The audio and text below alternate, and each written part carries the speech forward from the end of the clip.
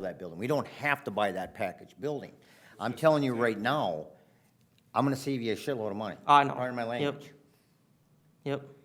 I won't make this offer twice, okay? Mm-hmm. I want you to know that, because I'm not gonna go back to my owner of my company and ask him, well, that didn't go through, so I'm gonna wait. And then he's gonna tell me, piss up a rope. So it's not a stand, I'm not telling you gotta do it today, but I'm just telling you right now, that's a lot of money you can save. We can look at options of having an independent contractor come in and build the building. And I'm not a cement head, so I can't do cement work. Otherwise, I'd do that for you too. But I am not a cement man, so I can't do that. You know, block buildings gotta get put up, and I would insist on block. I want something that can't be damaged. Right. I'm still trying to get us to try to do something vandal-proof the amphitheater, because you know somebody's gonna tag that, and that's, you know, so it's gonna happen eventually. But I want something that's, I want a building that cannot be destroyed. But that being said, does it have to be a flush valve or a tank? Okay, I'm gonna tell you what's gonna happen. Put a flush tank in there, somebody's gonna bust the tank, and that's gonna be maintenance. Flush valve is a little easier to repair than having to go buy a tank constantly. So, construction, I do know. You don't wanna argue with me on that, trust me. I won't argue with somebody about mechanic, because I'm not a mechanic, and I won't argue about somebody about owning a restaurant, because I don't know anything about them.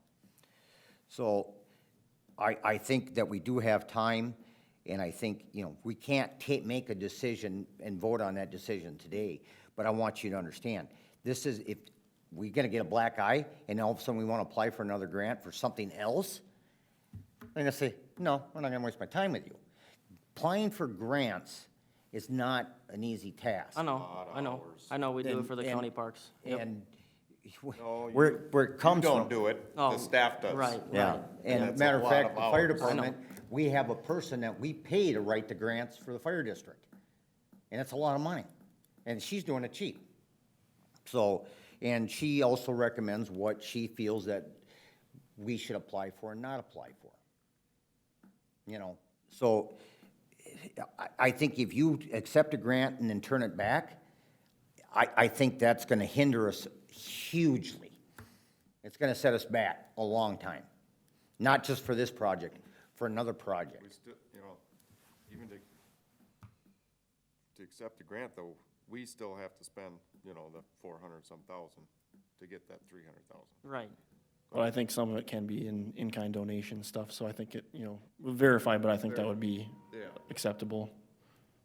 Yeah, so that being said, we could take a lot of money off that table for some of the bathrooms, so we could save some of that money. That And was- even if we didn't go with option 2 and went with option 1, we're gonna have a vault for a bathroom, which is gonna suck, second of all. We're still gonna spend $453,000. Oh, I get that, yep, I get it. We're still I get it. spending Yep, less I going get it. option 2 and giving a I get it. bathroom for a facility I out get there it. for a park that everybody should be able to use. I get it. The biggest thing I just saw was $218,000 for a, you know, a small bathroom is a lot of money. That was my biggest thing that I saw. That, I'm gonna hate to tell Yeah. you right now, that ain't really that bad. So the bathroom cost, from last year, this year went up 30% on the structure. And that's nothing. I know, I'm I'm seeing familiar with the increases of construction. 40 to I'm familiar with 60%. that field too. I get 40 it. to 60% an increase on construction materials Yep, alone. I get it, I know. It's ridiculous. I mean, Jason could tell you, how much, you go to a PVC storm drain. That probably increased, in the last 2 years, probably increased 60%. That's about it, yep. The last 2 years have been insane. And I get notifications every month on increases. PVC has gone up since 2018, 2019. PVC, plastic material, not just plumbing materials, plastic materials have gone up over 200% since then. And now they're still going up because of petroleum, and all that stuff is petroleum-based. And price increases start at government too. So as soon as you're spending government money, they're gonna have to start printing more money, then you get inflation, and that's what's happening with a lot of these materials. So these decisions that we make affects the entire, I mean, obviously, we're a small scale, but every dollar that's spent by government has to be made back somehow.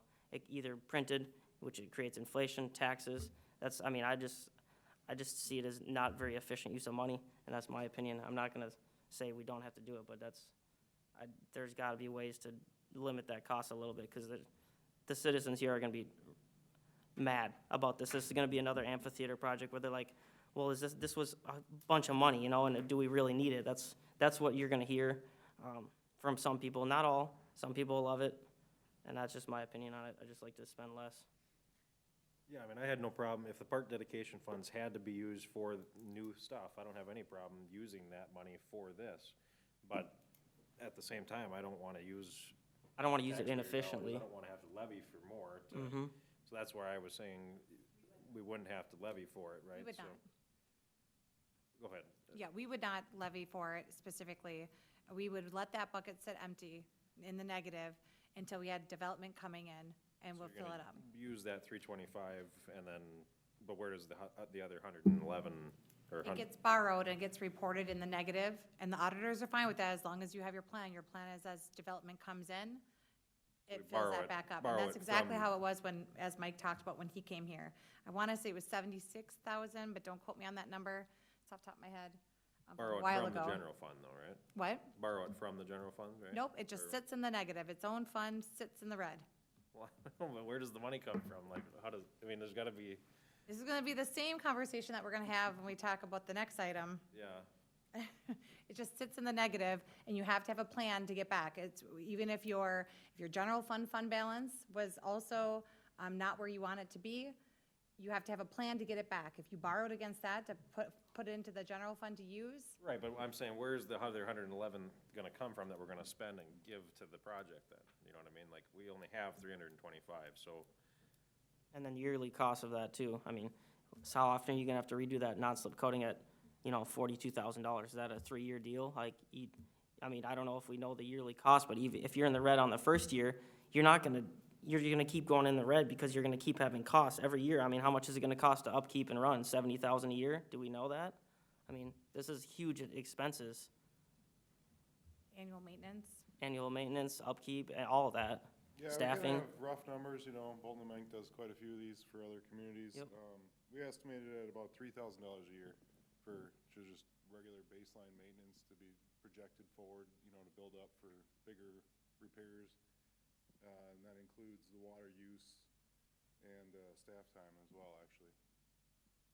So even at $3,000 a year, say it's 42,000 just to coat the floor. So $3,000 a year, that's saying just for that would last 14 years, if assuming nothing else goes wrong. So you have coating of the rubber's non-slip coating, that's gonna break down over time.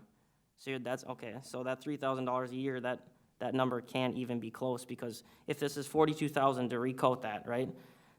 That's just that. So 42,000 divided by 3,000, that's 14 years just on that coating. Is that coating gonna last 14 years? No, if you're only planning for 3,000 a year and say that coating, 3,000 a year is the yearly maintenance. Right, that's not the CIP items that you're talking about. You're talking about replacing fixtures when UV rays broke them down and they need to be replaced. well, that's Not why I that. asked him what the operating costs, or Yeah, you get where I'm going with that? I get where you're going with that. No, my number wasn't Okay. replacement of. Anything physical that goes things. bad, see, I don't want council to Maintenance hear of $3,000 a physical year and things. make decisions based on that, because you have to think outside of that, because there's gonna be items that are gonna cost more. Like, just like that coating on its own, it's, stuff like that costs a lot of money, and it adds up. Just like all the other park equipment that we have. That's already. exactly right. And it costs us money every year, so if we're already in the Costs- red building this project, where are we gonna get the money to upkeep it? Say if something goes bad, say if the first coating goes on and only lasts 2 years, there's another 40 grand we gotta But you spend. gotta remember, you can't use park dedication funds. I get it. To do that coating, Right, just like you can't use it to repair the existing yeah, I know, parks we have. yep, I get it. So, I guess what's your question then? I mean, we're already taking out of the general fund, though. No, We'd be taking out of the 100 and, that's what I'm trying to It'd finish be the a- lesson. yes. Can And you I- keep educating me if you can, so, because I'm just trying to picture it in my mind, so where does the money, you get what I'm saying, right? I do So- get what you're okay. saying, and I think it makes sense, like, if you have home finances and you take it from your checking to your savings, you gotta pull it over. it's different in governmental financing. It really will sit in the red, and we're not pulling it. Yeah, you have to pull money to pay, but it's just sitting in the red to be filled up later. You're not, you could do a transfer from the general fund, I guess, if you could say that. So it's But- not really, I mean, yeah, it doesn't, not a it doesn't get transfer. written down that way, but the Right. money comes from the general fund in essence. I mean, it's spent from this fund, but it's, You could The look at it reason it that can- way, as it's the transferred reason- in, and then when it yeah. gets filled up, you transfer it back. the reason it can go in the negative is because it's really all just Because one we big have money pool. It's there. one big pool of money, yeah. It's one big pool of money, and we Right. report, but when we report it, we break it down for the auditors on our annual finances by fund. Right, So it will show it in the red. It won't show that we've transferred money in. right, okay. But I think it's because you have money there. They Yeah, know. right. Yeah, that's all I was trying to figure out is like, okay, well, so if it goes in the red, that, yeah, I mean, it's still, it's coming out of the general fund in essence, but it's not transferring over. So I mean, we don't have to levy for it is what the, Right. so I mean, we still can spend, basically, we're borrowing against future park dedication funds. Correct. Right, so I mean, we're still able to finagle it around a little bit to use that and I guess we can't really, but you do have something in the works sometime soon, it sounds like, that might help build that up, yeah? Nothing's permanent until it's signed dotted line, Well, so. right, yeah. It could be, it could be a verbal agreement, but today verbal agreements don't work. Right, I mean, what kind of a time frame is that, and, can't really, I'd say a few months, maybe. is that, so But it's you- quick? And it would You be- never know, when you're waiting on new development things. Park dedication funds aren't gonna cover what we need. So we're Not gonna have to, we're gonna have to not take for it the from somewhere future, else for the- technically. So I mean, That's what we've been Right. talking about. right, so that's another thing, like, that's what I'm saying, like, you're gonna be in the red in that area, and you're also gonna be in the red on upkeep and maintenance on this stuff. I mean, how, I wonder, is that in the CIP plan already now, is Mike? It's gonna cost money. taking You know, account- I do Everything not, costs money. oh, right, I do not believe You that it's budget been put for it. into the CIP plan, but I can pull it And then up levy and I for will it. look. And I think that's a good point though, Luke, because yeah, I mean, we do need to know, I mean, even, yeah, if we have this money now and we can float it until we get more park dedication funds so that we can take advantage of the grant within that time frame. But, you know, ongoing cost, I mean, when it comes time to actually replace those things, I mean, what does that do to our CIP plan?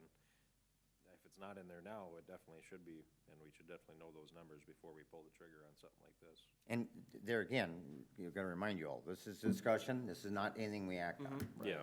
So it's just a discussion item. But Just like there's stuff in the CIP that's in Bluebird Park.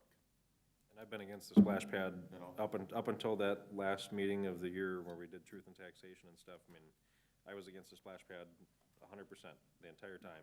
But it's like, well, if that money's sitting there and you can only use it for new things, well, and he knows as well as I do, I've been against the splash pad quite a bit. I haven't I been am a big against it. advocate of it, but it's, one thing you also gotta realize, when you bring in amenities into town, now just, I want you to I'm listening. pull this and use this, I've been listening. is when you bring things in like this, you bring people into town. Moving in, coming into town, and when they come into town, just to come in and use this thing, they spend money. They spend money at the gas station, they spend money at the liquor store, they spend money at the grocery store, they spend money at whatever, Subway, whatever. They're spending money in this community and investing back into this community, one way or another. You know, it's, I think Dan knows, I wasn't a big advocate of this splash pad. I've argued it quite a bit.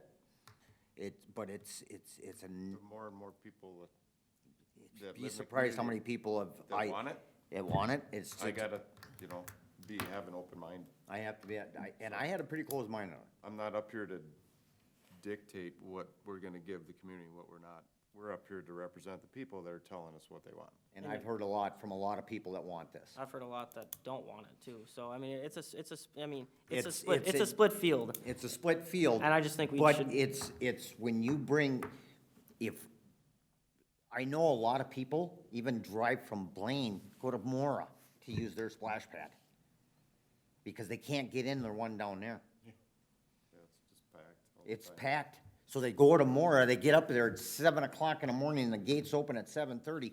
There's 50 people standing in line to get in there.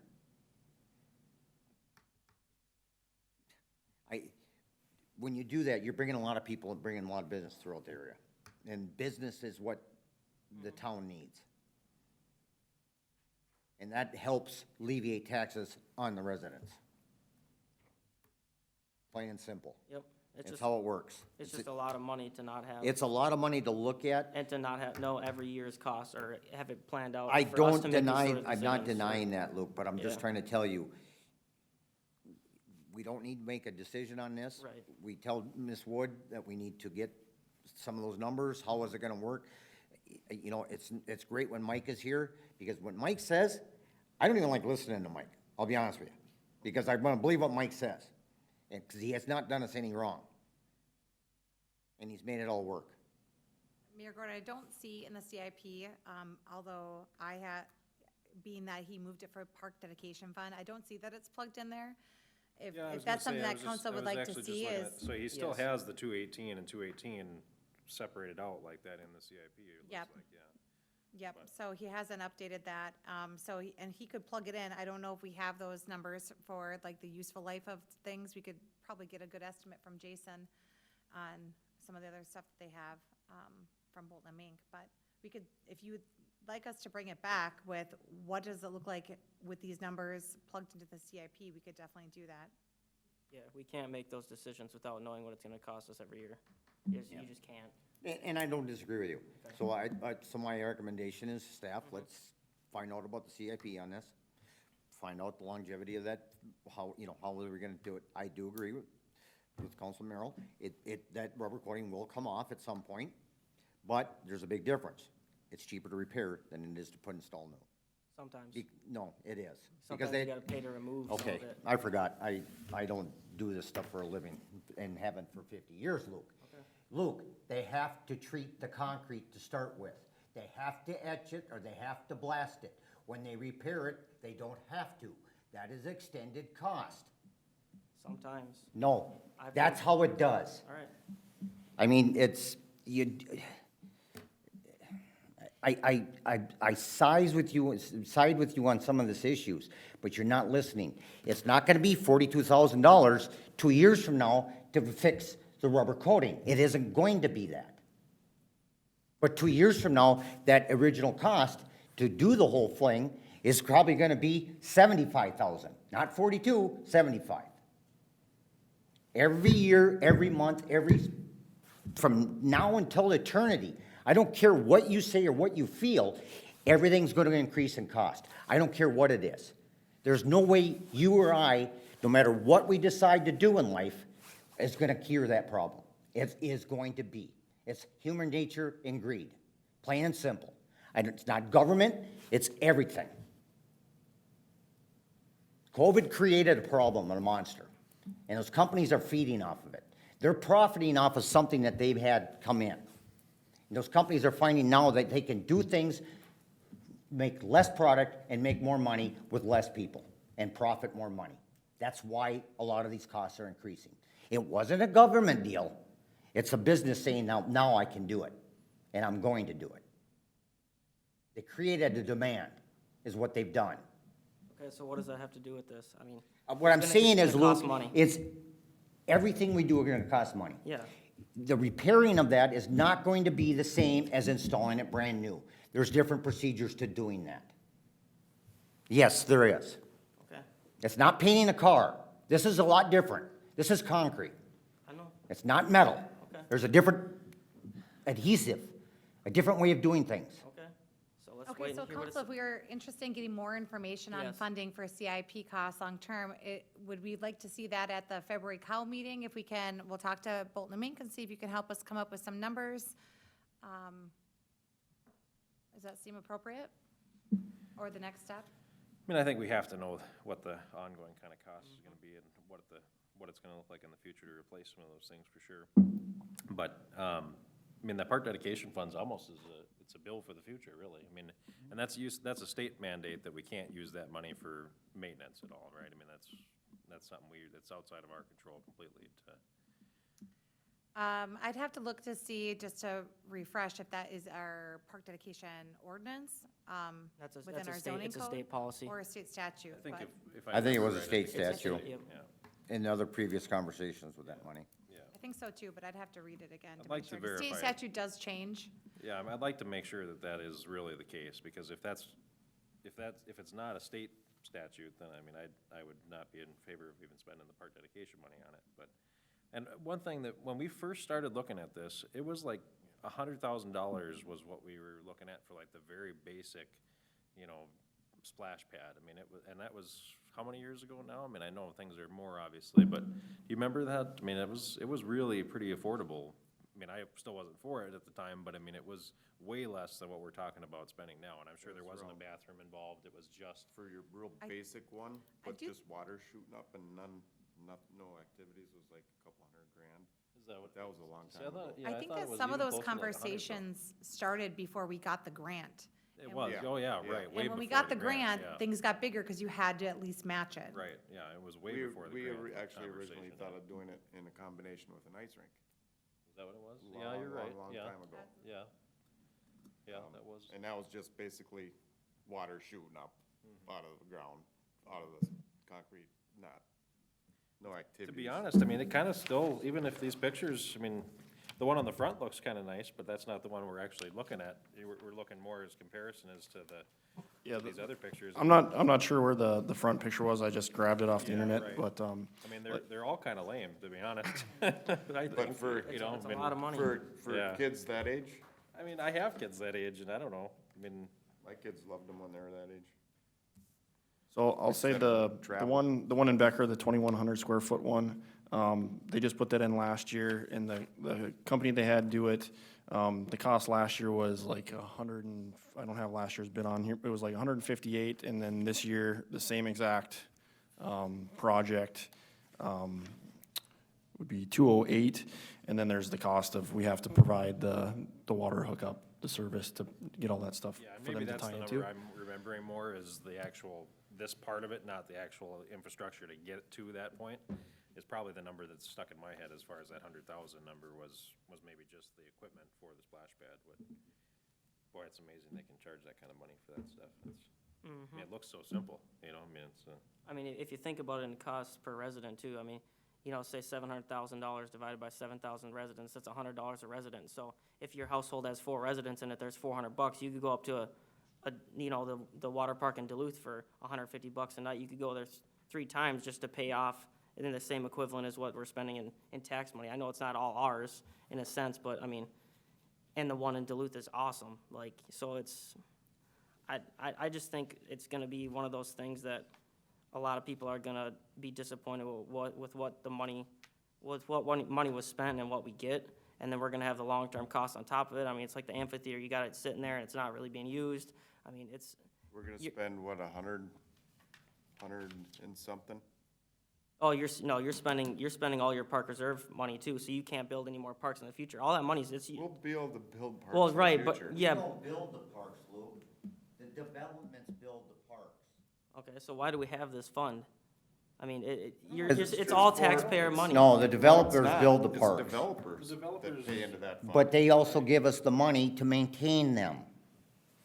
So it's do they- either, we don't require them to build, I don't think, or to dedicate. They It's- usually, it's usually council's- it's they either provide us with the green space so that we Yep. can do it. Right, and we trade them kind of in lieu of these Yep, fees, or right? some develop, it just all, every agreement is different. every agreement is different, and usually Oh. it's decided at zoning, planning commission of whether you're gonna accept it. Sometimes it goes to the park board, typically not, because it's part of the development plan and in their, developer's agreement that planning and zoning work on.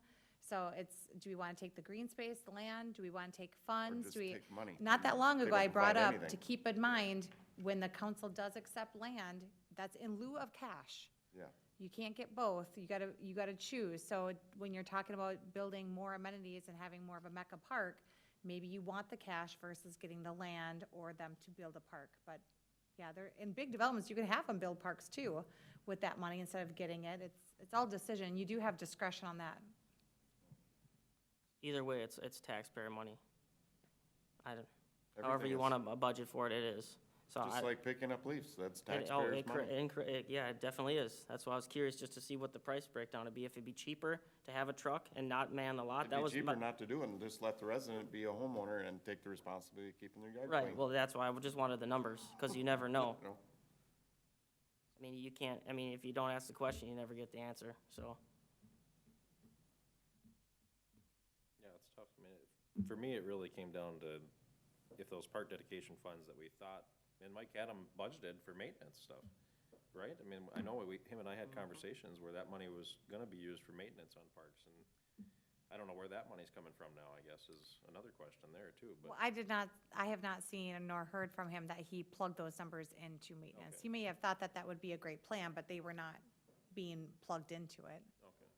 See, I thought I had talked to him and met with him, and that was the case, but, well, even at that goal setting, or not goal setting, the, truth and taxation meeting, I think we had that discussion in, throughout the meeting, but yeah, no, I think,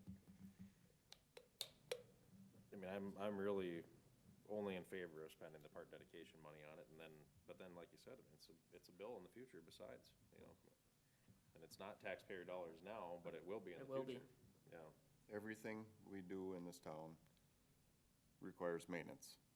Exactly. So we either just stop doing it, providing things for people. well, no, I'm not, but I mean, I think there's certain things that we can do with that money that will be less maintenance in the future too. I mean, if we're building, green space and trails and, I mean, to initially. That put all requires a stuff- $70,000 mower to mow. Sure, right.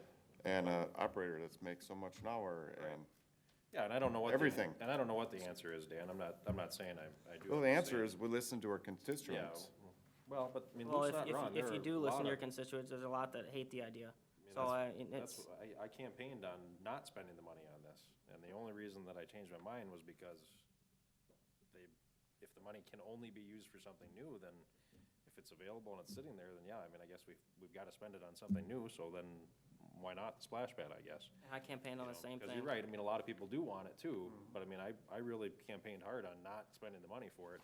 So did I. mean, Yeah, and And the the votes, results were, so I mean, I don't know, but I mean, there are a lot of people that do want it too, and that's the only reason that my mind was kinda swayed a little bit, is if we can spend the park dedication money we have available and, adjust the grant and stuff, then it made sense to use that money, but, and they're not really willing to fluctuate a whole lot on that grant. So yeah, the grand total number, she said it's about a 60-40% split. The city is responsible for about 60%. The state was responsible for about 40.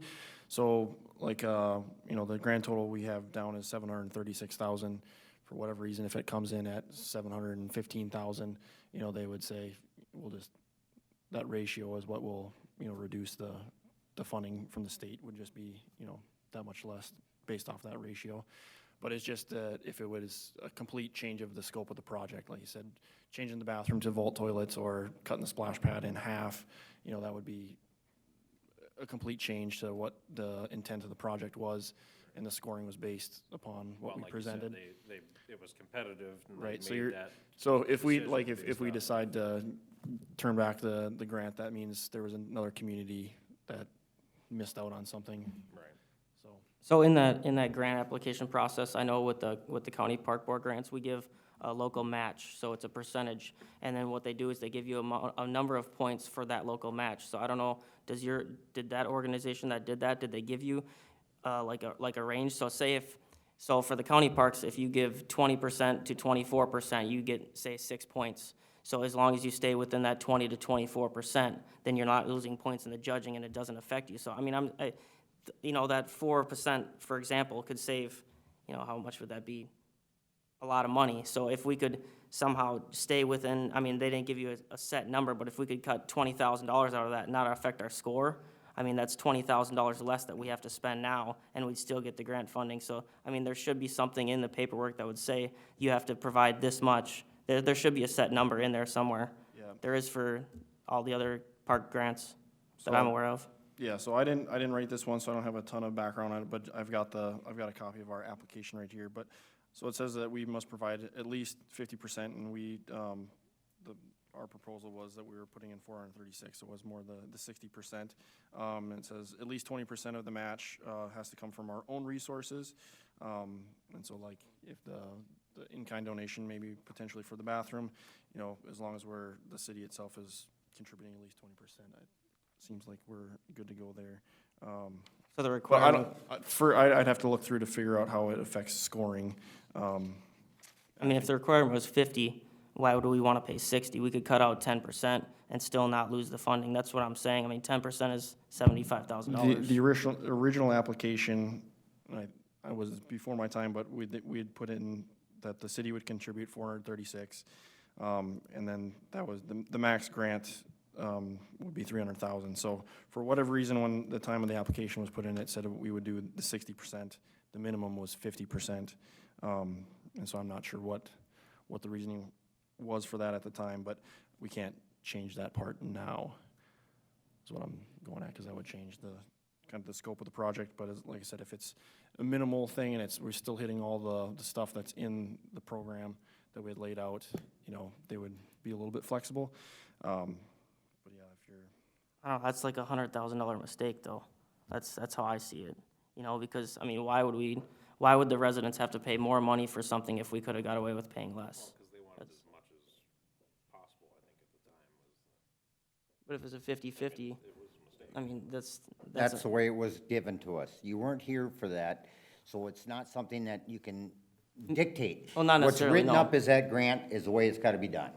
maybe. There's no changing it. No, Okay. there's no maybe. That's the way it's written up. Well, sometimes there is a window with grants. You can hit that window. There's a percentage sometimes. That's what I'm getting at. I mean, even if we save 2%, that's money. You know, I'm if already we saving can- you if we probably a can. lot more than that. If we So, can, there usually is a window that you can hit with grants. I mean, it doesn't hurt to look into that, but I don't know.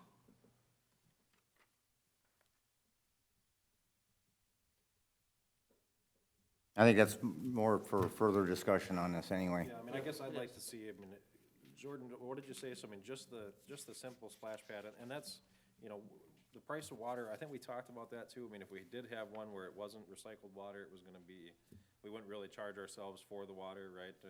So there really isn't a cost to, I mean, there's a cost, I There's guess, still to a pump cost, yeah. water. I mean, as far as use of the stuff, but there's no actual cost to the city for the water, right? Correct. So, That's still recorded as water right, usage, I mean, but it's still wearing out your equipment and it's, you know, I mean, there Well, is not- cost to it, but. Still has to be cleaned before it's dumped, all Yeah. that. But it was gonna be a lot more money if we redid the reclaimer, and the reclaimer's all never. it's about 100,000 more to do the reclaim system, I think is what I saw in the, And one there of was the notes. issues with reclaimers anyway. If, Matt, if you lost a pond, for example, and we had this splash pad, would that affect, are you worried about the capacity if we lose a pond and you have this splash pad and, in worst case Splash pad's scenario? going to storm sewer, it's not going to the ponds. Okay. So, but what did you say again? Because I mean, when I was talking about that 100,000, I mean, just the real simple, basic, I mean, could we get something built at all for that 325? I mean, just something, you know, like what Becker has there minus the bathrooms? But and turn away the $300,000. That's, just to look yeah, at that's our the options, catch. I know, yeah, I mean, it's, yeah. What'd you say? Yeah, that's the catch, you know, if you decide to spend Yeah. the 300 or 350,000, and then you're close to getting an extra 300,000 by spending just a little bit more. $100,000 away from getting all the extra money that Yeah. is out there, but And then 10 years down the road, you wanna do a grant again for something. that's true too. You're gonna yeah, be- You're right. On the back end of that list of communities that want it. I guess I'd just like to see the number on it, is all I'm saying. And I talked to the lady from the state, the grant manager, so I can follow up with her and just ask her what, if there's a percentage or whatever for the point scoring. She didn't allude to it in our conversations previous, but I can ask her directly about it. That way, we've got some options. So, I mean, what could we actually build on our own for 325 or less, if anything? You know, is there room there in the percentage of the grant for a window? And then, you know, if we do go ahead and kind of, you know, float the park dedication money and match those funds for the time being, then what does the CIP look like, you know, down the road for replacement cost? Well, what's the price of just bringing services to it? That price isn't gonna change, Yeah, right. So, yeah, so we maybe have to answer to that now then, yeah. if it's 50 grand, So your the- 325 grand, your splash pad size now is really small, cause 50 of that is services coming into it. Right. So yeah, if there's no flush bathrooms and you just did the splash pad, the site prep, the drainage field, and bringing the water in, bring the water in would be about 45,000, and then the site prep and drainage would be, around 40,000, so 85,000 just in getting the stuff there. $170,000 splash pad, which, Yeah, right. Which even that one that Becker's got there, which doesn't look like much, is, 208 for, so, yeah, that's probably not really an option we would wanna consider. Yeah, so forget that. Okay. You're done.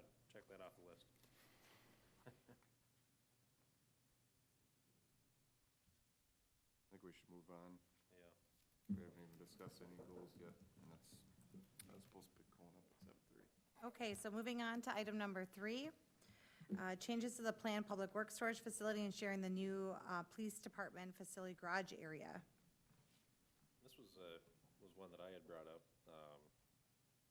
So after kind of doing the tour with Matt and talking with Travis and looking at the police station and, kind of seeing what our options are there. I mean, when we originally planned for that public works building, we didn't have that big police garage space at all, and so we've got the tin sheds and the red shed that are scheduled to be tore down.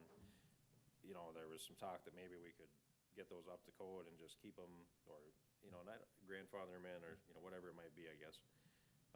Keep that space and then share space, which Travis said would be probably a viable option for quite a long time.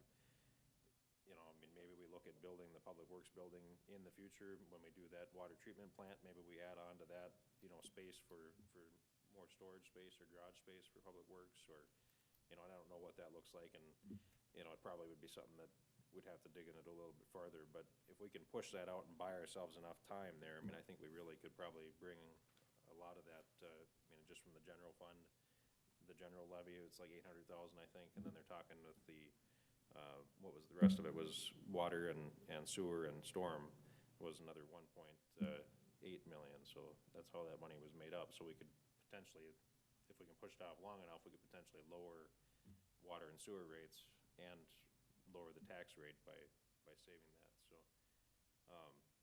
I don't know, I just wanted to see if it, I get where you're coming from. yeah, So you push it back, you're gonna spend another $500,000 because of this Well, talk we everything had, will or be more either expensive, inflation, right? it's gonna be Yeah. more expensive. yeah, So you're gonna have to spend more money. well, everything is And this has been relative, pushed though, back how many times? The public works building? It's, because we've been talking about this for a long time. We've talked about it Yeah. probably the whole need time for I've been here, space. so 9 Yeah. years, but I don't know when it actually, I don't think that it ever formally been in a plan until maybe 2019, but it's been talked about for quite a while. Yeah. About stretching what we have. That's the only, yeah, that's the everything's only relative drawback. though, We're too, gonna spend a lot as more money inflation, if as we wait inflation 2, goes 3, up. 4 years. Right, but as inflation goes up, so does the value of the homes, and so does, everything else is relative to that. This situation that we've had after COVID is kind of a unique situation, I think, as far as the cost of stuff going up, but. That's just, you gotta keep that. And you have to back spend the of money at mind. some points, and you don't wanna push that cost on to future generations either. You wanna, if it needs it to be done, then we wanna do it and be responsible about it, but like I said, we didn't have that space available at the police department before. When we first started talking about the police department, it was something we were supposedly gonna be able to grow into until 2085. Well, that's probably not totally off the mark. It might not last that long, but we've got a lot of space, and, so I don't know, I think that could be a huge change by being able to wait on that, for our residents, I think. I just wanted to see what your guys' thoughts were and see if that's something we wanna. What would you actually store of public works though on the PD that won't stink up the place? Yeah, when we were talking about it, more just the overflow of space. It's not that we would necessarily divide the space or, it would be more of Public Works would have to ask the PD for access, so it would be something where it's not, really a Public Works come and go as they please kind of a space, but more of a storage and that kind of thing, so. Right, So, but what would Public Works store over in PD's building? I don't know. Yes. Right now, everything has a home What would- kinda, so. At this point, it would be just off-season stuff, stuff that we're not gonna use all summer, stuff we're not gonna look at all winter. That's what that would come down to, mowers, dump trucks, those types of things.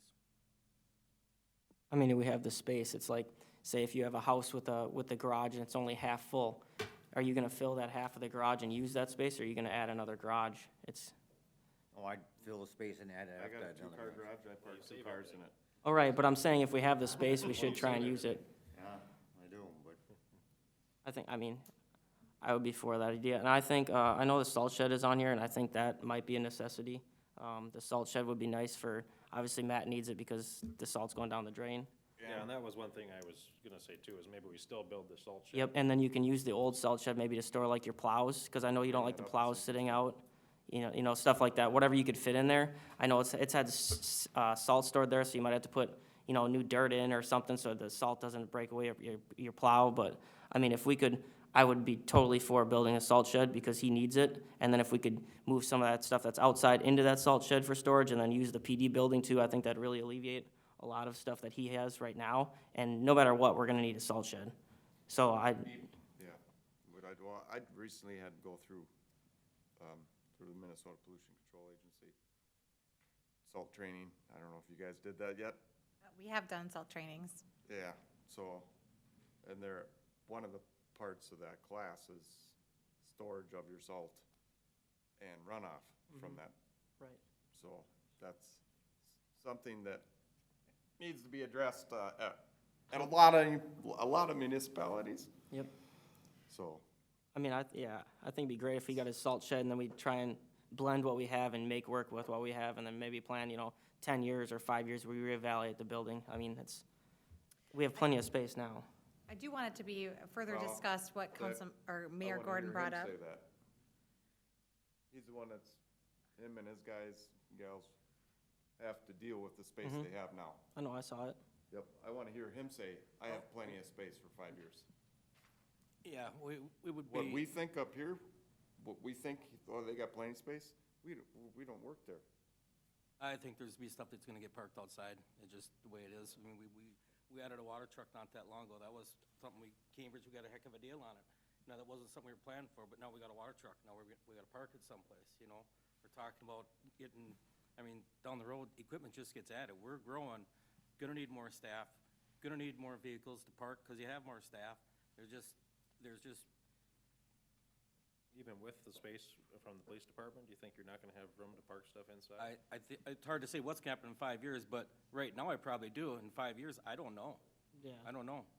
And we could look at the CIP. Yeah, and I'm not when saying the we next need to make a truck gets decision added. I'm not saying we need to make a decision on it tonight, I just wanna see that it's, The biggest, I think it's worth looking into. We have a lot of space over there, and we will for quite some time, I think it's just worth spending some time maybe taking a look at, so.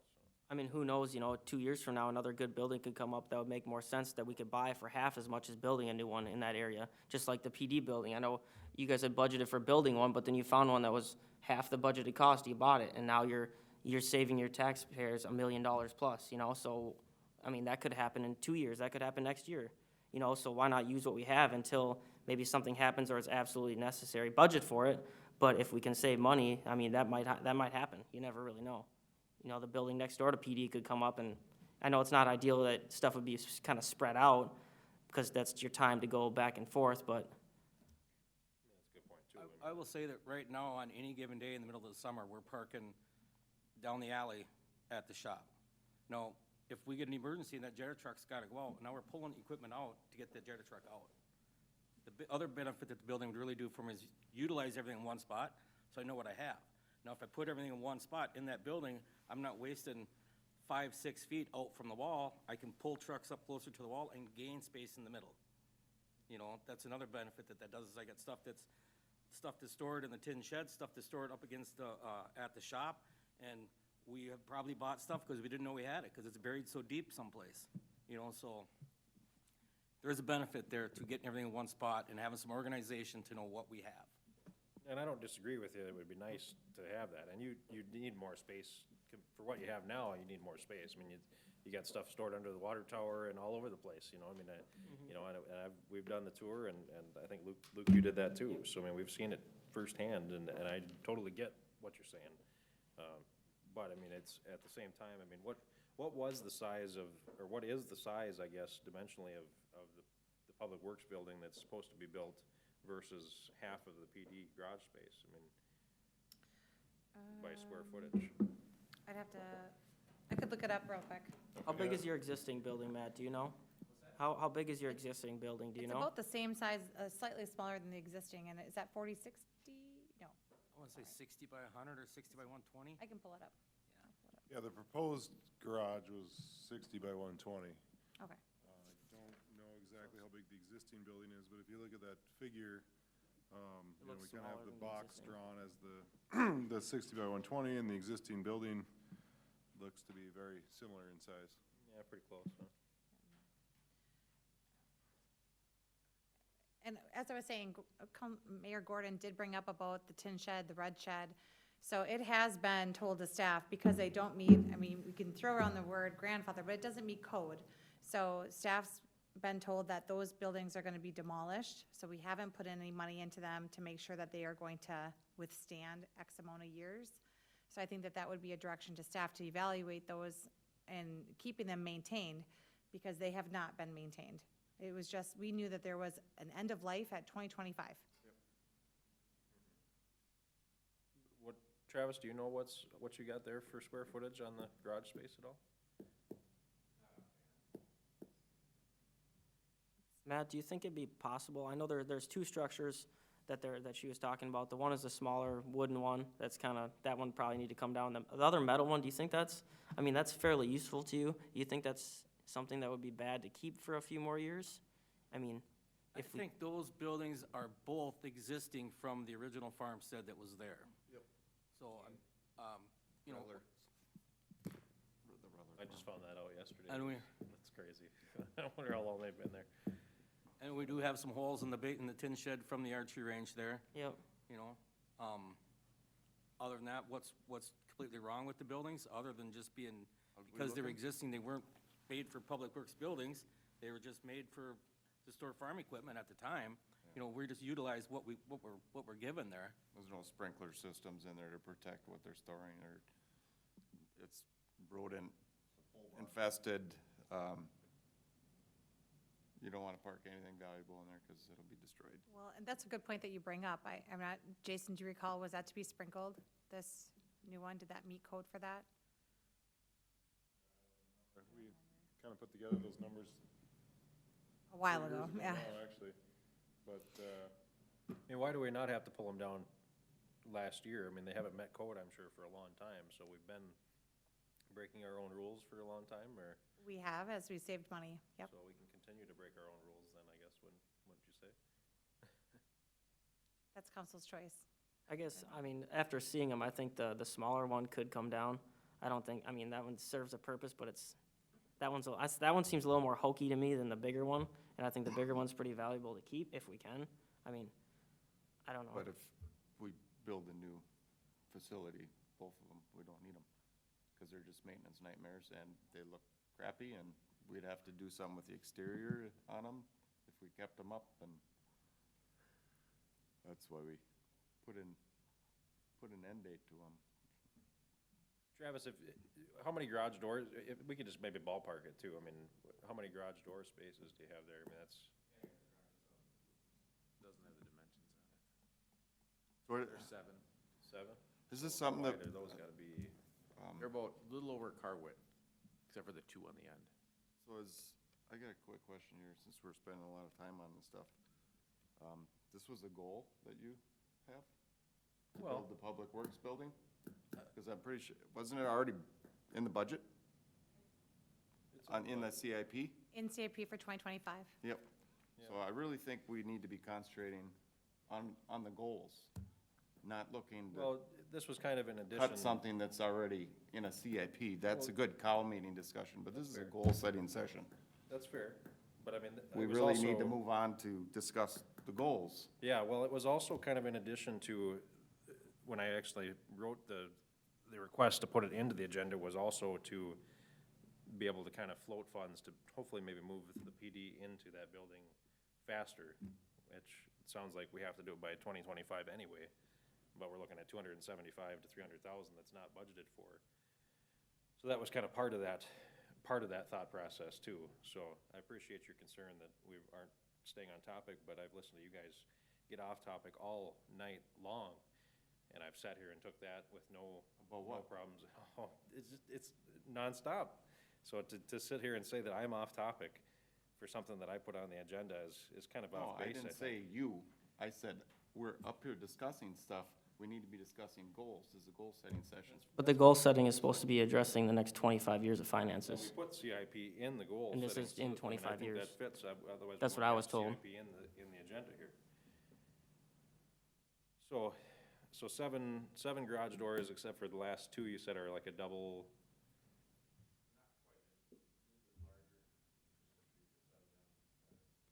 Okay. So because the Christmas tree fits them, yeah. Yeah, all right. So seven, how wide is a garage door? It depends on the door. Average single-car door is 9 wide. The doors at the new building, they're either 14-foot wide or 16-foot wide. For the PD? Yeah, they're pretty big. Yeah, Yeah. right, that's what I thought, they were a little bigger than a regular card. They're probably a 14. But I mean, I guess, yeah, it's not that much bigger, I mean, yeah, I see what you're saying.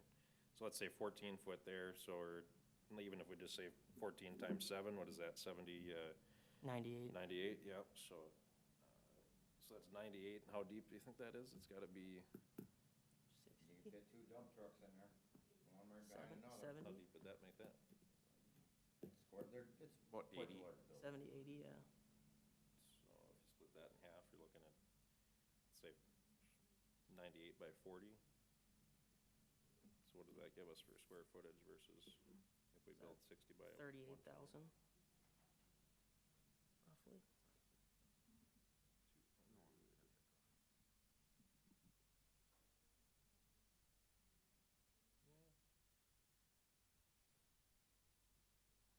Yes, I mean, your public works building is gonna be considerably larger than that garage space is, but it's, it's over half of what that garage space, that public works building would be. I mean, if you really want to look at it long-term too, say if we can make this work in the PD building for 5 years and then build in 5 years, that means this new building is gonna last 5 years longer. So you're gonna have 5 years less in the future that you're gonna have to pay for. I mean, you're already heating the PD space, you already paid for it, you already insure it. Why not utilize it? Because otherwise you're just, it just goes back to the example of if you have a pole barn and it's only half full, are you gonna build another pole barn or are you gonna fill the other one first? Because it's more efficient to fill the one that you have, you know? Structurally, they're different, though. where Oh, that's an right, of course. Open bay, where this Right. one's gonna have a mezzanine to put stuff up. Correct. It'll really Oh, it's totally utilize different, yep. Space. Yep, it will, but I mean, I don't know, I just see taxpayer dollars. But I do wanna give Matt what he wants. I mean, obviously, at the end of the day, he is gonna, Yeah, It's not what He he is gonna- wants, We gotta it's have- or what he he's needs, been needing right, Right, we're For a gonna, long right, time. yeah. we're gonna need more space for sure, Yeah. yeah, but. Like I said, this stuff we're discussing's What do you- already been approved and put in that CIP, and we haven't yet discussed one goal that we want for the future. The goal-setting meeting is for the future. That's what we're talking about right now. But This is, The PD garage was already slated to be done. So as the public works. So is the splash pad. So we haven't even got to anything new yet. Dan, we're on number 3 of the list here, out of 5. did you have anything that you wanted to talk about? Not now. Okay. So number 4 is the police department facility remodel. If I could, before we do that, I do have the answer on the statute for the park dedication fund I'd like to share, since we're not too far from that. Minnesota statute 462.358 subdivision 2BG states, cash payments received must be used only for the acquisition, development of improvement of parks, recreation facilities, playgrounds, trails, wetlands, or open space on the approved park system plan. Cash payments must not be used for ongoing operation and maintenance of parks, recreation facilities, playgrounds, trails, wetlands, or open space. So it's, So it is correct what I've stated. it's a development and improvement though, correct? So if you had say you had a swing, That is adding new amenities to an existing park like Bluebird Park like we're doing. okay, so, That's but, an so improvement to the park, but not I thought the same thing, that language does sound like that, but then the following sentence cancels that out and clarifies it, yeah. I mean, even if you say you had a two-place swing set and you wanted to upgrade it to a 4, that would be an improvement. So couldn't you use that money as an improvement to make that change? If you added one, but not replace.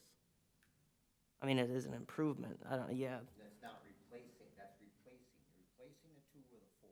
That's a replacement. Doesn't matter, it's an improvement, but it's replacing. Okay, well, that's, And then second of all, we don't have that land anymore, so then we'd have to reacquire. no, I'm not talking about that land. It was just an example. It was just an example. He was talking about the swings. No, yeah, it was just an example of a super simple park equipment that, So it is that, we were correct, it has to be used for new. Yeah, right. Yeah, and that's what changed my Yep. view on, I mean, if you have the money, that you cannot use it for anything else. I mean, that wasn't how it was originally budgeted for, it was gonna be coming to. it sounds like a gray area. Yeah, well, I don't think that sounds like a gray area, but. Okay. Okay, so number 4, so the PD building, we have to be out of the fire department, you said, Travis, by the end of 2025, right? By 2025. By 2025, so the end of next year. So either way, in the next 2 years, we've got to spend that money, and right now, it's not budgeted for at all, and not next year or this year? So what we have budgeted is $50,000 this Oh, year. yeah. And there was 30-some thousand last year that we haven't expended all of that would roll in. And that CIP that we looked at earlier for that, those dollars in there are to that, part of that 50,000?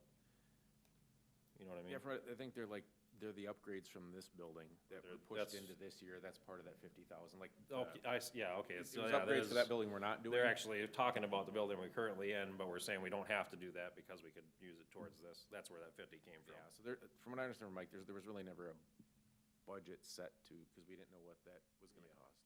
Yeah, right. But I'm just thinking, I mean, we could dip into the general fund, and I know we're gonna bring that balance lower, but, you know, I mean, if we're gonna have to do it this year or next year, I mean, why not just get it done sooner than later, you know what I mean? And as is written in your memo, it's about $275,000 is the estimate to complete the project for the remodel portion of it.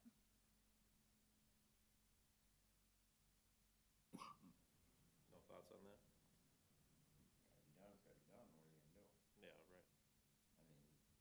I mean, I don't remember the conversations, how much the remodel process was gonna be when this was all started. Well, we thought it was gonna be quite a bit less, but I think a big part of the reason it's more is because of the evidence room and the cost that goes into that is a lot of it. Yeah, of that 300, it's about $120,000 into the evidence room piece, which I think is more than anybody assumed.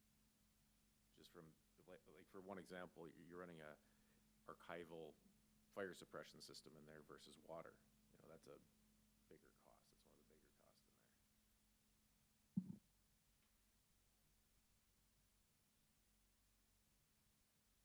So the options on that is Mike had said that in around April, he'll close out some open, the rest of 2022 and things that he has to close out. There hopefully will be some extra money there that was not expended, that we had anticipated expending.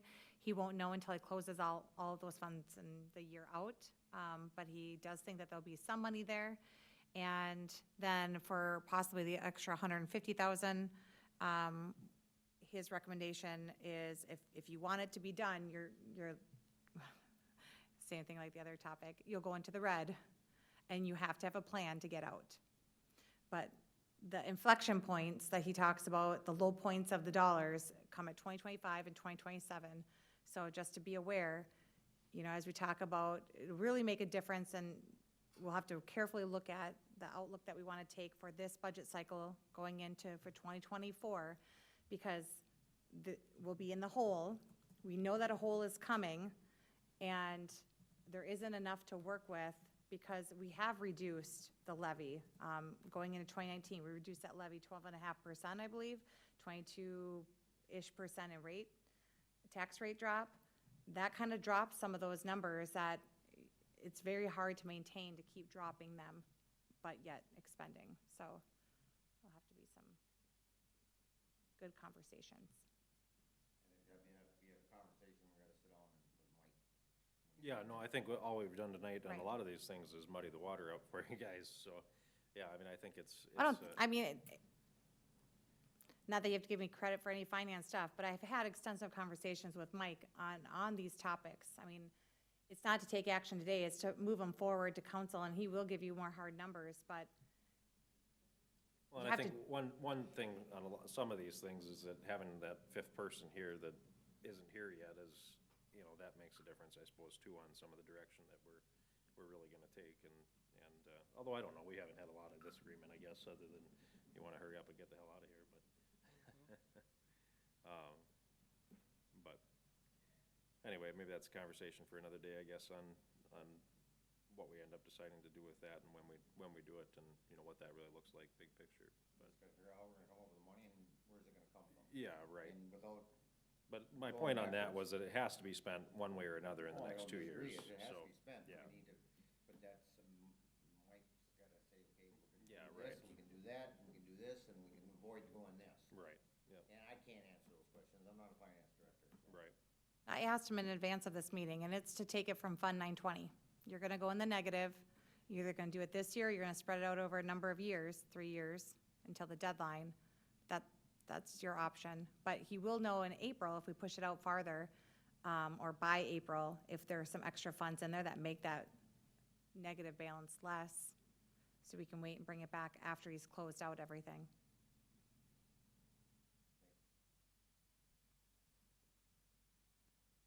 All right. You got Number 5, so changes to the overlay, and that was something I just put on there, I mean, as far as a goal that was really more just informational, I don't expect to have any changes discussed tonight or anything like that, but I just would like to take a look at how do we loosen that up, and, you know, for the signage is one thing that I want the same sign requirements that we have in other business districts to apply to this one, that I don't think they should have be required to do fancy signage or to have multiple signs on, you know, just because they have access to 65, they're like Dairy Queen's gonna have to do. You know, that was kind of the main thing I wanted to look at with that. There was one other part of that, let me see what it was. It was, like the building look and feel of it. I mean, we've made all aesthetics. these exceptions for Dairy Queen, and we made an exception for Caribou. I mean, if we're gonna make exceptions for these guys because they're a big deal, then we shouldn't hold everybody else to that same standard either, I don't think, so. I think the biggest thing that was ever changed on any of those was colors of the building. And I never agreed with, they have to be a specific color. And we've made all arrangements to change the signs already. So it's, to change anything is. Well, we made Dairy Queen put a second pylon sign in when they only wanted to do one. No, No, they wanted one They wanted, on the backside. they wanted one on the backside. They Oh, well- wanted to add it, and we just said, yeah, go ahead. It wasn't then- that we forced them to put it in there. All we They did was, wanted it. we wanted the sign moved over. Just meet the setbacks, that's all No, we they had to do. wanted, they had to put a second sign in, and that was part, I mean, and maybe they did want it, I don't know if they did, but that was part of the requirement, I think, was that they had to have a second pylon sign. No, they wanted to have a second sign, and it was because then they had to set it back to get off the right of way. That was the only thing we changed for them. Was to require them to have it, meet the setbacks. That was it. Didn't tell them they had to have a special filing sign or anything. I remember that extensively. Well, I thought I did too. No, that's all that was just moving it back on the setback. They wanted to add the second sign, and according to zoning, they couldn't have a second sign. Not there, because the boulevard was too small or something like Yeah, that, or something whatever. in there, And we just said, as So long as they it meets just- the setback, I don't see any reason why you can't have it. That was the only difference. Yeah, well, I can go back and look, I guess, but anyway, that was the last of what I had. I mean, I don't know if you guys got anything else, but, One more, so the next one, full-page utility billing. oh, yeah, actually, I did have another one too, I forgot about. Okay, the utility billing, yeah, so that was kind of back to the conversation about the Isanian. I know Luke and I have talked about that too. I mean, I think the Isanian did we run advertising in that helped offset some of that cost, or was it not, it didn't pay for itself? I mean, I can't remember how No, much it well, cost. the biggest cost that we used to have with the Isandian, which, and if I remember right, I think it was about $14,000 a year we budgeted, was the printing cost, because we were printing it out, and mailing it to every resident, and then giving stacks to apartment, residents. And that cost dramatically dropped when we went to just digitally printing it. So we don't send it out, we print it in-house, and we put it out in our vestibule entryway there. And then we put it out on our website, but we no longer mail it out to anybody. So that cost came down. 14,000 was about what it was, though? I mean, which is. I a can pull lot, it up, yeah. but I'm pretty sure that's what it was I think before. you're in the ballpark there, yeah. That's kind of what I was thinking too, is something like that, so. I mean, I know that, but with conversations with Josie, we were talking about, well, if we were to do, utility billing and do a full-page utility billing and kind of put updates on that instead of doing the Isanian. But right now, we're spending, let's see, 12? Yeah, so I thought it would be a good idea to look into full-page billing, because I think it's helpful for residents. With our new meters that we have, you can really look at your usage, you can get a lot of data from that you just can't get right now, so putting our information. Bar graphs, gotta love them, I love them. I love looking at my electric bill, and I can see, I'm like, what the heck, watching it from year to year, it's great. I do find that advantageous. So I think that other people, and it would reduce for Public Works for posting doors and things, if they have leaks, but you'll be able to see that something's going on. We used a ton of water last month, what happened? I think that's a great service we can provide if we have the ability to do so. And I believe that, Mayor Gordon, you had said that it would be nice to get more of the Isantian back into people's homes. And I thought, well, if we can put the pages together, if you're already mailing out a one-page utility bill, you're not paying extra postage, put 2 more pages in there. If we did 4 pages, 2 pages front, back, 4 sides. However, I did have Mike pull some numbers for me, and it does cost a lot. It's that postage that gets you, and I think that was the part of the big cost of the Isantian before, is that's the postage. And paying for someone, right now, we don't pay very much for postcards, and they obviously have a smaller bill on it for postage. And so roughly about $12,000 a year we're spending on that. We got the full page option, goes up to $16,000, but that doesn't include the equipment if we were to do it in-house and folding it and stuffing it in envelopes. Every month, if you had staff doing that, we wouldn't have staff time, so you'd have to figure out that. So then he looked into sending it out, and he got a quote, just one quote, which obviously we would price around if this was something that council really wanted us to spend some more time on. Looking at one of the printing places that's pretty close to here, having the postage in there, and they're actually folding it and stuff, it'd be about $21,000. So you're not quite doubling your cost. You're getting a great service for it, but what kind of services do we want to add if we're talking about potentially cutting some? So I'm not sure if it's really viable. So on that option, the full page option, I know right now it's just a tiny postcard, so would that be a front and back full page option? So you could like add more information, say if we wanted to like add a QR code, like scan to see what's going on in this month's city council meetings, or like That on, news, or like any basic stuff? on the postcard? No, Or on the full page option. On a full page, I think that you can print it, because you just send them the file, and they will print whatever you have. So if it's both-sided, I mean, you maybe have a little cost for ink that they're gonna charge you for doing it double-sided, but yeah, I don't think that matters, or even putting multiple pages in there potentially. So you could do something like that. Okay, I think, One thing I thought of to offset that cost is, you see a lot of companies that push for you to go digital. I'm sure if you're paying your mortgage and you get a paper copy every month, they want you to go electronic. Maybe that's something that we push people to go electronic, because we just don't have people's emails. We could do something like send out the Isantian to people's emails, or that nice, aggregated data of their water bills, but we can't if we don't have the email. Well, maybe I'm not understanding kind of the information that I've got here. So the full, you've got current is, so right now, we're spending $12,000 to send out those little postcards. Right? Yep. Okay, so that's the left option, and then the center option is if we did a full sheet and we bid it in a 2-window envelope, though, instead of a postcard style. And we did that in-house, so we'd have to pay for the folding equipment and stuffing envelopes. Right, Yep. but that would be $16,000 a year. So if we did that option, we're looking at 4,000 more than we're spending now. Plus Not equipment. including the cost of the equipment, Plus which is expensive, Mike said, Is it? We don't have. which, enough. those are Oh, those costs oh, I below. see. What'd you say? Those are the costs below, so $10,000 for a single-page fold, insert and seal machine. Or if you had multiple sheets that you were doing, $45,000 for the equipment that you would buy in-house, upfront costs, and you'd have it for probably a very long time. But I mean, we if- don't, our copier, what we have, we don't fold massive amounts of paper. We don't have a folding machine. And then the cost just to do a full-size postcard that can be mailed out, that is the third option there. The third option is sending a file electronically, emailing it to like a Minuteman Press or another printing agency and say, here's our file, and they do the rest of the work. They print it, they stuff it, they mail it through bulk mailing. They do everything.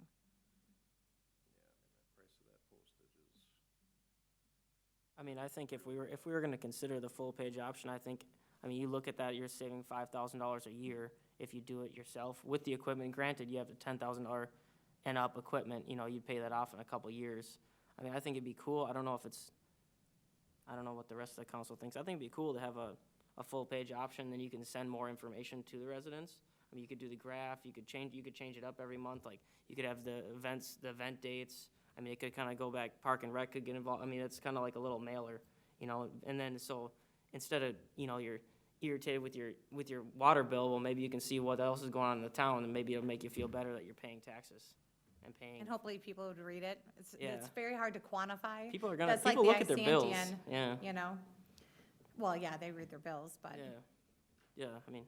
and it's these are all interesting. preliminary Well, so- numbers. If this so, I is mean, something that but you want us to, That third option though too, I mean, if Minuteman Press isn't gonna print everybody's utility bill separately, so I mean, if we're looking at that price there, we're just talking just a flyer with some information like the Isanian have, right?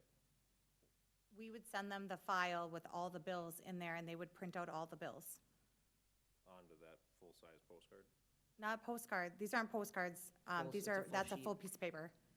Full sheet. Right. That's folded and put in an envelope. So instead of getting a little postcard, Well, you, so I mean, are these in combination then with the one option in the middle? I guess I'm not understanding here, cause it says single perforation sheet on the middle one is, you know, two. That is what we would buy for paper, we would print it on, and we would print it in-house. We Okay. would fold it and then put it in envelopes, Gotcha, and then okay. go through bulk postage. Okay, so you're saying that this full The- page option here, Minuteman Press would print everybody's, We would send them a file that would have And it would 2,000 pages in it, they'd print it and stuff them. gotcha. so the envelope postage on our full page option, that's 52 cents, you said bulk pricing, wouldn't it be Well, I would less? assume we'd get bulk pricing. Okay. Mike put these So- numbers So together, it but might be a little less, Could be. maybe, I don't know what the post office, I mean, I would think 2,000 letters a month would give us bulk postage. I mean, I know a lot of the, What did you say before that? isn't it, how much is it for? so if you look at the full page option, it says envelope postage, right? So that's 52 cents per stamp, basically. But I know the post office and UPS, they give huge discounts to company, like commercial accounts. So if you mail a certain amount of items in a month, you get a huge discount. So sometimes, I mean, it could be half that money for postage. I mean, I don't know what the number would be. I'm gonna guess that that's probably the cost that we pay currently, but Right. I don't know. 'Cause we Okay. do buy envelopes that have the pre-stamp on them, like they're Right. printed on there. So I think we're getting a discount because it's 58 cents a stamp these days? Is that what it is? 58, so that's Okay. I discounted. guess I thought it was 53 still. Yeah, I Oh, mean, you're I can think of a lot cheaper way to do this anyway, just if we wanted to send out a flyer every quarter or something that was not a full magazine style like the Isanian, but maybe a condensed version of the Isanian, and do that every 3 months, I mean, and when you mail to everybody the same information, and I you do mean- it through like EDDM or whatever, it's like 20 cents for mailing, for postage, so. Could we do So it? it would be, doing something like that would be way more efficient than trying to roll it into the utility bill. And you can't do that with the utility bill because everyone has to go to the right person. So it's not a mass mailing, it's still direct, you know, you're mailing directly to that person, so. I mean, could we do a combination where maybe, you know, like you said, quarterly, so monthly they get the postcard, and then quarterly you get a full page one with your bill on it? I don't know, maybe that's too complicated, it might be an interesting way to roll it out at a lower cost. You know, it wouldn't cost us much more to try that and see if people like it, if we get any more feedback or anything. Is that, Yeah, I mean, you I see don't what I'm know. saying? As far as the utility bill part of it, I mean, if we just want it, I mean, do they make, if you wanted to get your graphs on it and stuff like that, or have more info on the utility billing card, I mean, do they make just a little bit larger postcards that we could fit that stuff in it? I mean, I think to try to put all the information in Yeah, from the I'll- Isanian on this is, that's not, based off of these numbers, that wouldn't make a lot of sense. I think you'd be better off just doing something totally separate like that, but. I think we'd have to cost out different postcard options. I know with the postcards we have, I get about 3/4 of a sentence, and that's all I can modify on it. That is it. Everything's pre-done with the software that we have and how it prints to that. We can change one sentence, welcome new employee, and put a name. That's about all we can change. So we'd have to look at different types of postcard options that And I would don't work know if with the that's something software. that's a big concern. I think we were really talking about it because we wanted to try to put the updates from the Isanian into people's hands that way, so. Yeah, I think that's probably not something that I would be interested in looking at more on, as far as like these options. But I think there are some other ideas that we could talk about another time, but. Like maybe yeah, like you said, maybe a little bigger Yeah, postcard I think option? just a quarterly, just a big postcard, yeah, I mean, just something like that, that we could send out that would have the same info as the Isanian used to have, but not cost nearly as much to produce and to get out to people. Cause yeah, $14,000 is way too much to spend on the information that was in there, I think, but. Okay, and then, Facebook for free. And the taxpayers don't have to pay for it, especially people that just grab it and throw it away. But how many people that don't use Facebook that are older and that kind of thing? mean, I think- We don't get out to them at all. We don't give them any information. This was brought up, I think, because we already sent something out in the mail, so we're just basically looking to see how much more it costs to incorporate this into it. So, I mean, it's, you know, it's not like we have to do it or anything, I just think Yeah, it's, it was just it's we're kinda, already yeah, mailing something. we're already mailing We- something, what, yeah. can you add more to it, basically? Because every single person that gets their water bill looks at it, so you know they're not just gonna throw it in the garbage. I mean, my mom still has water bills from 5 years ago, you know what I mean, so it's. Huh? Yeah, you can keep the, yeah. I hope so. 5 years ago. Let's see, the stoplight, I guess, that was one that, I forgot all kinds of them that I had on the list. this I is don't know yours what- I too. don't know what I was thinking. I I will was saying, oh, provide an yeah, I'm done. update. You did request to add this one, but I do want to provide an update that it was recently discussed at the November Isani County Committee of the Whole meeting, that they did want to move forward with completing the report, because the report was never finalized, because there was never a determination, recommendation of which option to go through or go with from the county. So the study just kind of sat there since 2019. So new information needs to be gathered for them to actually complete the project. So the county highway engineer did reach out to WSB and said, can you please provide us a proposal to complete the study and for them to gather the new information and complete it. It came to $10,312. The county is requesting us to pay 1/3 of that. I have it going on the February 7th city council meeting for possible approval, but I wanted to give you that update because something's been done, which is new news, which is exciting. And now you can talk about your goal. Well, yeah, I mean, I think we just had another accident out there just in the last week or two, didn't we, Travis? Was, something like that, yeah. Yeah. Yeah, right. Yeah, and I know, I mean, one of the things Jeff was always worried about too, when we had that conversation, was the pedestrian traffic that crosses there from the apartment buildings and stuff. I mean, we gotta get that done. That's, Well, but it's not ours to do. no, I know, but yeah, we need to keep the, Bring it up every time we see Mike, and Mike says right now, we've got to put some back burner. There's some new blood though in there now.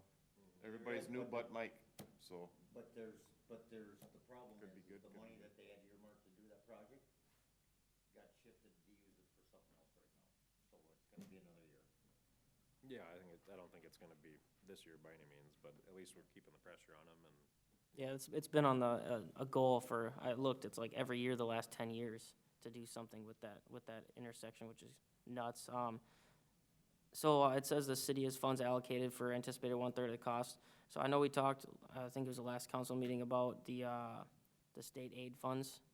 So how, if we were to go, say the county were, tomorrow, sent a letter, said, yeah, we'll go ahead with this, how long does it take to get the state aid funds? Do you pay that, and then they reimburse it, or if we could? So the state aid funds, we get allotted an amount once a year, first of the year. We can go up to a 5-year advance, like, that we can request an advance for. And so right now, I think we're like a year and a half in advance already.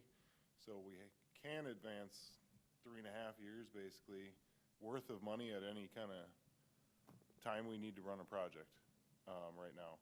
And so if it did manage to go through today, we'd be able to do that request for that advance, and we would not get the money until the project's actually gonna happen, at which point then we'd use the money to pay the contractor.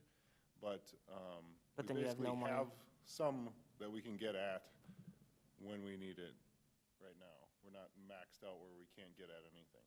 Okay, so if you say you max out that 5-year thing, then you can't get any more money for 5 years, basically, is what you're, Well, so like I say, once a year, we get another allotment. So if we maxed it out to that 5-year max, well, next year, when we get that allotment, we're only 4 years advanced. So technically, we could you go have after another year, okay. that 1 year's worth of money, but that it's usually too small to make it worthwhile.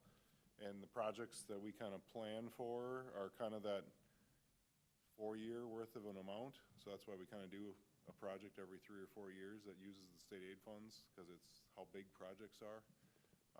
And that's pretty much how much we're looking at needing to allot to this, is about that 3 to 4 years worth of allotment. How much is that roughly a year? Um, I mean, the 188,000 for the railroad stuff, was that like a 6-month allotment roughly, or yeah, more 2 or less. months? I think it changes every year, you know, just little bits, but I'm gonna say it's like 240,000 a Okay. year. Okay, Ish. So it's about the amount that we're getting to be able to use towards our state aid routes or, you know, sidewalks along county roads, you Yeah, know, so- that type of thing. Josie, do you remember the rough cost, the total cost of that stoplight? Total? That's hard to say because in that report, it did not include like land acquisition and all the engineering fees. So I know what our portion that we are saving out is 400, just in hopes that that will be enough. Is what I believe we have in there. Yeah, and I think that was the 1/3, you know, if that was That the what we 1/3 think share. will be Yep. 1/3, but there's a lot of unknowns, which is Yeah. why we need that report to be finalized, because there's just too many gaps in it, and then it really didn't change a whole lot depending on if it was a signal versus roundabout, so that really wasn't the issue, it was all the other costs, like the engineering that they had not in there, Yeah, land and, not our acquisition. engineering, but WSB. Well, yeah, it depends on who does that, but the land acquisition hadn't been identified on how much land would be needed for one versus another, and that's a big chunk that we need to know, just like you guys are wanting to know the full cost of other things. The study only kind of did well, here's what the road cost would be, and it's like, well, no, we need to know how much the total is, so we know what our share is gonna be. And that's one of the main things they're trying to wrap up here, so, you know, while the infrastructure improvement might be similar costs, we need to find out how much different one versus another one is gonna turn out to be total. So that's one of the main things they need to still finalize. Is that the document that was in here attached somewhere that said that what their plans were? Is that, what was it? That is just the scope amendment, that I attached in there, so not the whole, what they had as their draft report. This is just to update the numbers that they need to finalize the report. It's the same company? Same company. Okay, This is who the county chose to contract with. okay.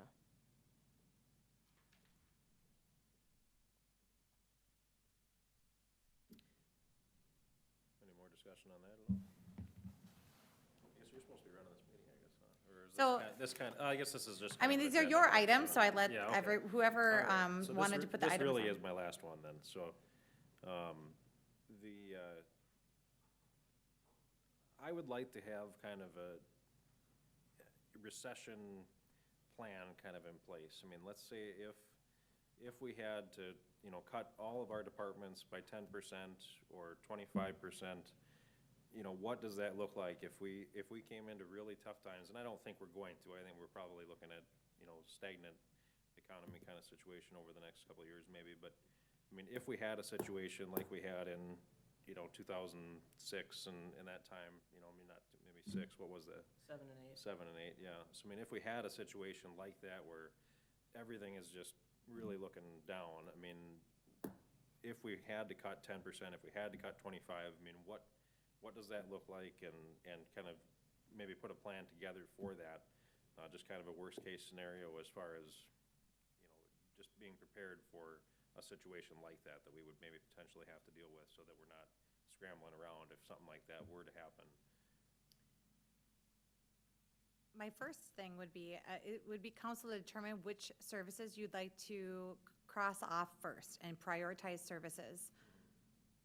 Well, but I think, I mean, obviously it'd be our decision to do that, but I mean, I'm saying, I'd like to direct you and department heads to make recommendations, I guess, if, preemptive recommendations, if we had to cut 10%, if we had to cut 25%, where would you guys prefer that we would have to cut it if we were in a situation where we had a recession and we were forced to make do with a lot less, you know what I mean? So you're requesting staff to go through and prioritize the services that we think could be cut first? Right. So it's kind of like, say, if we knew COVID was coming, like, what would we have done differently, or how would we approach that situation? Say, I mean, if a recession comes, it'd be nice to know ahead of time, so you're not scrambling like COVID. Everybody is panicked about masks and all that stuff. If we could try and plan for it, and then you don't have as much lag time because you already have something in place. It's kind of like, it's like an emergency tornado route. Like, you already have it in place. You don't have to think of, when the tornado's here, you don't have to think about where to go. You already have it mapped out. I think that's what you're kind of getting at. Right, yeah, I mean, I want kind of an emergency budgeting plan kind of in place, that if we had to make these drastic cuts, what does that look like? I mean, 10%, 25%, I think those are, that kind of gives you, okay, well, if we're just dealing with something kind of small and minor, where do we have plans that these are the things we'd like to look at? And if we had just a total catastrophe, what does that look like at the 25? I mean, I just think it would be wise to kind of done some homework on that kind of stuff ahead of time before we would ever need to actually do it. Is this going to be something that's going to be shared publicly? And the only reason why I ask, I do believe that most things should be done publicly, but if you start getting into cutting things or people, it's going to make some staff very uneasy of what their job looks like if you are saying that, well, if it comes to, I mean, it's one thing for staff, or I would say leadership, to know you're gonna have to make tough decisions. It's another to publicly say that, hey, your position's gonna be eliminated. Why would they stay? And if our goal is to have retention of staff, I think that that is going to be perceived as not caring about your staff. I know what he's saying. I know what he's saying too. I also agree 100% with Yep. you. Yep. I don't think that needs to be publicized, because that's just putting a panic button. Yeah. And you can push Yeah, that that's- panic button, and we're gonna end up with more problems later down the road. Right. I think yeah. when it comes time to pinch pennies, I just every think that- I think department head is gonna know what they can cut, and what they can't. I don't think you can't really plan that out, because you don't know what's in the CIP for that year. Well, I think you can prioritize. I mean, you can't plan out, obviously, what kind of a situation we'd have to deal with, but I think you can have a priority plan in place that you say, okay, well, if, everything hits the fan, I mean, then where do we go first? I think that's something I think we can definitely do, and I think it'd be easier to be ready for it than to try to do it on the fly, And we do a lot of emergency planning. I mean, we do it in a lot of public works things. You don't see those. We have them. They're there. We execute them. Travis has them for emergency operations. They're just not public documents, because you wouldn't create panic of what people would think would happen to them and tie into that emotional part of it. We don't really do anything like that for an emergency budgeting type of plan. I mean, it's all, Right, no, and I wasn't here when we did have to make cuts, and I think that was probably right around that 2007. I know that we had to lay off a building inspector, because at that time, we had a building official and a building inspector. I'm not I sure think, what other yeah, I mean, decisions. I think And you we probably didn't- are right that sharing that publicly probably wouldn't be a wise thing to do, but I think it's something that we should, and just like you said, I mean, the other things that you mentioned aren't public documents either, because nobody really wants to know about that stuff, you know, so, I mean, but I just think it would be wise to have a plan in place, just like those other things, that if we have a fiscal emergency, how do we handle that, you know? Like, say, for example, the state were to take all our city funding away, and any possible funding because the recession's so bad, what would we do? We do plan for things like that. If Okay. LGA goes away, we do Okay. plan for things like that because you're never guaranteed state money like that. And when we did that other hit, somebody removed all the street maintenance programming to keep taxes dropped so they didn't increase. And like I forewarned you, we're paying for it now. Yeah, right. It's inevitable. You can't cut something that you definitely need to keep. That was pushed off like 10 years, wasn't it? Yes, it was. Oh, at least. Yeah. Yep. So, I mean, it's not a, and there was a lot of staff cut. There was, I think Don was doing triple duties, and there was other staff members, and some resigned because they just felt that it was gonna come and it would do their part, so they resigned their position. We got rid of a lot of things. We did. And we end up paying the price for it later because now you gotta replace those things. And it's hard to do. And I'll be honest with you, if the state cuts off all LGA funds because of that, and the recession hits that bad, I don't care what we do, it ain't gonna make any difference, cause it's all the way across the board everywhere. And we're shutting down the doors, cause there ain't nothing you can do. Well, you have to keep, Nothing. you have to keep Public Works open and like he's just saying, I think you're saying just get I don't know. I know what he's saying, but It'd be if interesting to it look gets at. that bad, I don't think Public Works is gonna worry about working. Well, I don't think 10%, if you were in a situation where you had to cut 10%, I don't think that's something where you're looking at shutting the doors down, you know what I mean? You'd still have to make some decisions. I think But at when that at time comes to 25, make I that mean, you're 10%. talking about some major cuts, yeah. Yeah, but when you get to 10%, we can have an emergency meeting to cut whatever needs to be done at that time. I don't wanna panic those people on the other side of that glass wall. And that's not what I'm trying to do, I'm just. But trying that's to what's be- gonna happen. I'm trying to be, That's human nature. I know what you're saying, but you also gotta look at the flip side. You panic the other side of that glass windows over there, we're gonna have bigger problems now. Now, if we get to the point where we know we gotta cut 10%, we call a meeting, right now. Emergency meeting, we have that discussion, and that can be done at that point. It's, say, we gotta lay off 10% of our workforce across the board. You're gonna save more than 10%, but you're gonna get that 10% number. You have to understand that. It's, you don't wanna pull the pin on the hand grenade and hold on to it for 5 years. In a rough time like that, people are hurting, the last thing you're gonna do is lay staff off. I said, the last thing you're gonna do is wanna lay staff off, right, yeah, cause they're struggling already. yeah, I mean, but I mean, I'm just saying that it would be, I think it You're would be gonna wise to you're have- gonna cut out maybe a pickup truck or a mower or things like that. You're not gonna lay people off when times get hard. Cause they live here, this is their community. But it'd be good to know that ahead of time, a rough idea. I mean, You- a you- recession is coming, it's a matter of You when. don't know until that Sure. happens, what is available to cut, because everything changes every year. Sure. You know, purchases, there's different purchases every year, there's That's There's different. things that you change, just but can't. line item budget things don't really change, you know what I mean? I mean, yeah, I was, They change from Talking year with- to year. well, not the budget line items don't really change. I mean, that's, you know, I'm not talking about, okay, yeah, we're not gonna do this. I mean, I'm saying, well, what areas would we have to cut? And, you know, what do we really absolutely have to have? And what could we do without if we had to? You know, I mean, if you look at the budgets year over year, I mean, there's always an allotted amount for the X and this, you know, I mean, apples to apples, allotted amounts.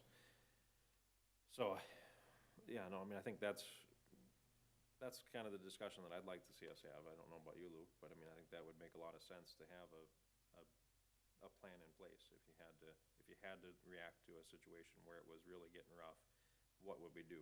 And It would be nice to be a little ahead of the gun, so to speak. It's just like a tornado warning, like I said, it's a perfect example, like, and kids get a little panicked, say they have to do the tornado drill in school, right? And then already have it mapped out, so but you know for next time if, I don't know.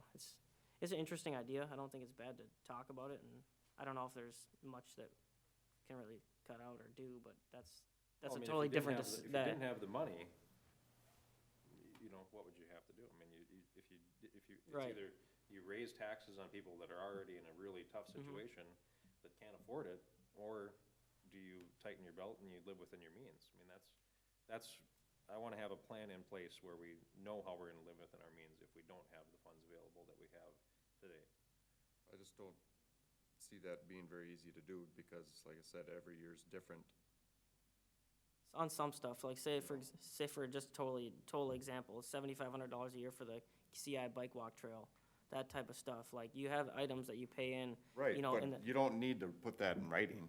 no, not necessarily, If no. something happens, we have a meeting and say, okay, well, let's cut that.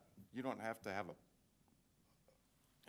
policy that that's what's gonna be cut.